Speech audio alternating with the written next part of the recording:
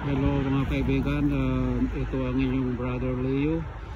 Ipakikita ko lang sa inyo ang kasalukuyang sitwasyon dito sa Ontario, Canada. Ito ba pala ay sa Scarborough area. Ganito lang po pagka ganitong full season na, magkakalaglagan na po yung mga dahon. Yan po, ito kulay pula. Dati yan kulay green. Yan po. Ako lumabas lang, bumili lang ng kape. Dito naglalakad kasi 5 minutes walk lang naman bago makarating sa bahay. Kaya gusto ko lang ipasyal ko kayo mga kaibigan kung ano ang itsura ng Canada pagka ganitong full season. Ito mga nalaglag na yung mga dahon, akala mo patay na. Ito tubo yan ulit.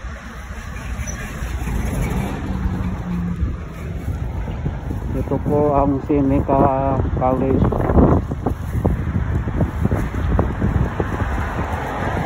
Ito ay binabaybay ko ang Midland Avenue ng Scarborough, Ontario. Diyan lang sa kabila lang Toronto. Just 10 minutes drive nasa Toronto rin. So malapit kami sa border. Ayan po, napakaganda na tignan. Mga isang buwan na lang baka bumagsak na ang snow.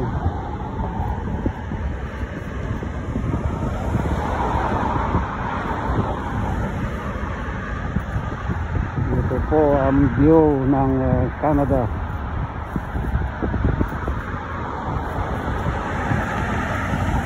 Diyan sa Pilipinas, mga kababayan ko diyan sa Pilipinas, lalo na yung aking mga kabaranggayan diyan sa aking homeland ng Bayambang, Pangasinan. Ito po ang inyong kapatid na si Lolo Kulot. Kung sino man ang makabasa nito na taga Pilipinas, binabati ko po kayo ng magandang hapon sa inyong lahat dyan. At sa mga ibang Pilipino na sa ibang bansa din, binabati ko po kayo ng magandang hapon sa inyong lahat dahil hapon na rito ngayon. Ayan po. Yan ang view ng parang bukid.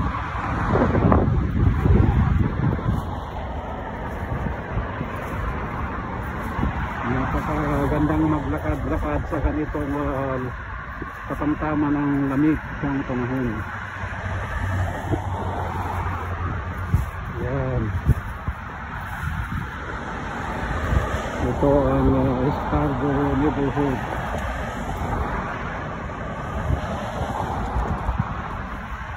Hanggang dito na lang po. Maiksi lang itong ipakikita ko dahil malapit na po ako sa bahay. Kung nagustuhan nyo ang maiksing video na ito ay huwag pong kalilimutan na i-like and subscribe. Lolo Kulot 2020. Hindi kayong mga kababayan ko sa Bayambang, namimiss ko na po kayo, lalo na yung mga kapatid ko at mga pamangkin at mga kamag-anak dyan sa barangay Mangayaw ng Bayambang, Pangasinan. Mga taga-Bayambang, namimiss ko na po ang bayan natin. 15 years na hindi na ako nakauwi. Uuwi na sana ako, inabot naman ng lockdown. So hintayin ko na lang ang magandang